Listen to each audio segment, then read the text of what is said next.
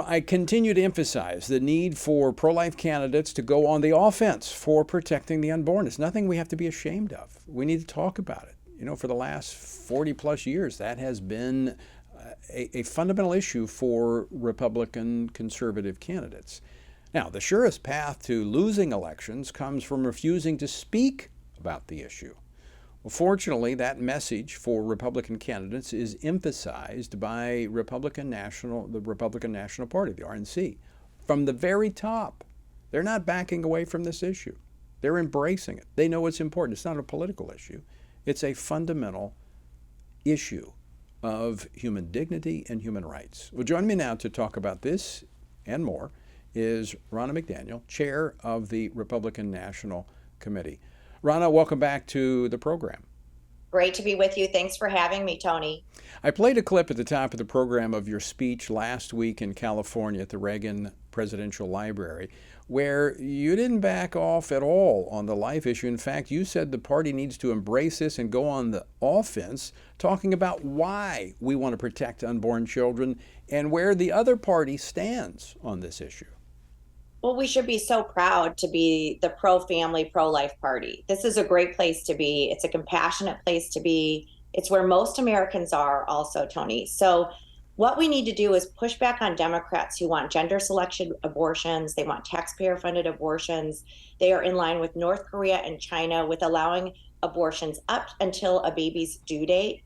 These are things that are out of step with the civilized world. And we need to push back on the Democrats. We cannot back away from being pro-life. But if we put our head in the sands and say this is an issue we're uncomfortable talking about, the Democrats will define us. And we need to be out there defining ourselves and defining them. Ronna, I have to say, you and I, when we've had disagreements, we've talked about it. But I have to say, you're providing some leadership on this that I've, quite frankly, not seen from the party establishment. Sometimes we got members of Congress that will be out front there, but here you are leading the party on this issue, because we've seen some in Congress, some of our friends getting a little wobbly on this. This issue is important to you, and you see it not as a political issue, but one that defines what this party stands for. Well, Tony, like I said, you and I have had differences, and we've come together on so many things. But one thing we do believe is, if you don't stand for something, then what are we, right? And our values are what make us Americans and what make us Republicans. And as a mother, as somebody who life is so fundamental to, I have two children, we have to show compassion, but we also have to push back on the Democrats. They're the ones in the position that's not compassionate. Could you imagine a baby on its due date saying that's okay when it can live a healthy life? Can you imagine knowing now what we know with science, that babies feel excruciating pain at 15 weeks, right, and not changing our policies? And Democrats won't even say, what is an abortion they're against? Put them on the defensive. We're running away. We should stand right in their face and say, tell me, when do you think it's all right to fight for the unborn? When do you think it's time for us to stand up for that baby? They'll be silent. They have no answer. And I just want to say, for the benefit of our listeners and viewers, I have seen you in closed-door settings with Republicans who are pushing back on this issue say the very same thing. So you're saying the same thing in public as you have said in private, and I commend you for that, and that's why you're on the program talking about that. You said when we don't respond, the lies become the truth. That's exactly what we saw in the midterm elections. Many Republicans were afraid to talk about this issue, and so, as you pointed out, the Democrats defined it. And they're the ones that actually have the radical positions. It's not the Republicans who are simply saying, look, we need to protect the unborn, and we need to find a consensus point where we can do that.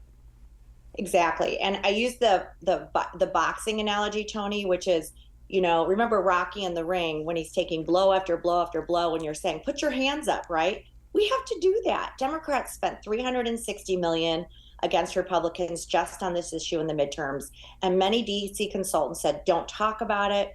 Voters only care about the economy. That's not true. Right. Because when $360 million is spent against you, you need to respond. And we're on the right on this issue. So let's respond and be positive. We will win if we talk about this issue. And let's not let the media or other Republicans say we lost because of abortion. No, we lost from our inability to defend life.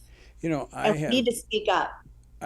I could not agree more. I've had some conversations with some of the Republican leaders who are my friends I've known for years, and quite frankly, their silence is stunning in some cases. And I don't want to paint everybody with a broad brush, but there's some, there's a couple of stories out there where you've got John Cornyn and others saying, this is a state's issue.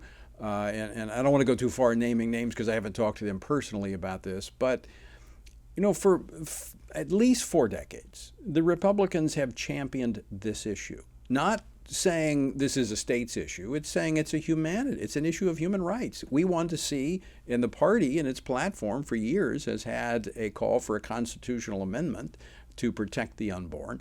So I would think that the Republicans stand to lose a lot of ground if all of a sudden they change their messaging once they've actually succeeded in seeing Roe overturned. Exactly. And we can talk about it in a humanizing way. Listen, I've told you this, Tony. My daughter was born with a severe cleft palate. In some civilizations in our country, somebody could abort a baby just for having a cleft palate, which was fixed within 7 months of her birth. I mean, these are things that are so dear to me. Life is so precious, but we have to be able to have a conversation. And Democrats are mischaracterizing Republicans as saying we won't give life-saving care for a miscarriage or an ectopic pregnancy. That's not true. But if we're uncomfortable talking about life and why we stand for life, then we're going to lose, and Democrats will define us. And the reason they don't run on anything else is they can't talk about crime. They can't talk about the border. They can't talk about fentanyl. They can't talk about anything in this country that's going well, energy independence. Any of the things that Democrats are in charge of is failing. So this is the issue they're going to hone in on. And they're going to do it through misdirection and lies and their allies in the media. And that's where Republicans, we've got to get a backbone. We fought for this issue. We should celebrate it, but let's not hide from it. Yeah, absolutely. So last week, when you made the speech from the Reagan Presidential Library, I mean, this is just one of many issues that you talked about in your speech, but it is challenging. This portion of your speech did challenge Republicans. So any feedback that you've gotten from your remarks there in California? I've actually had a lot of really positive feedback from some presidential candidates and others. Obviously you and Marjorie Denenfelser from SBA, but we've been talking about this for a long time. We saw this coming. You and I were meeting early last year, before the Dobbs decision came out, same with Marjorie at Susan B. Anthony. And we understood that we're going to have to message, because if there's a vacuum in messaging, the Democrats will fill it. And this is something we need to get good at as a party. And also as a woman, and I know you're talking about this too, but as a mother, we should talk about this. And I feel like a lot of our candidates are just so afraid and they don't want to talk about it. It makes them uncomfortable.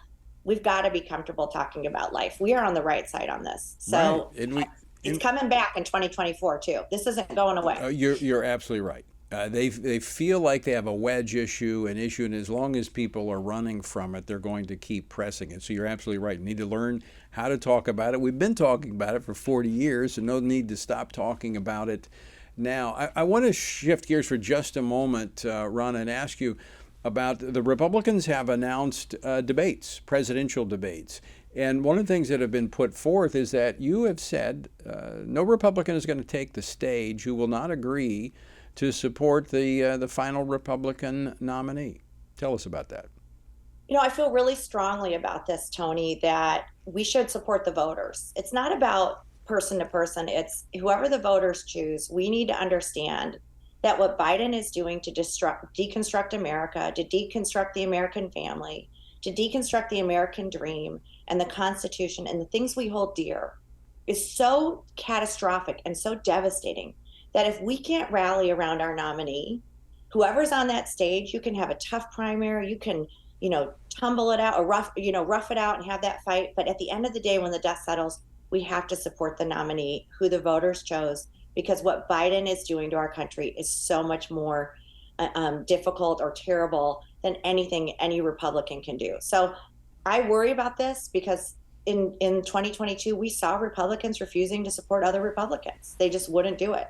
And I think this is going to be critical. If you're going to be on the RNC debate stage, you're going to pledge to support the voters. Well, Ronna, I want to thank you for taking time to join us today. I know you have a busy travel schedule, but I want to thank you for continuing to articulate the party's position It's the stated position of the party, and that is to defend unborn human life. And so we're grateful for your leadership on that. Thank you, Tony. Thank you for all you do all across the country. You're just amazing, and in your organization. So thank you. I appreciate that. Thanks.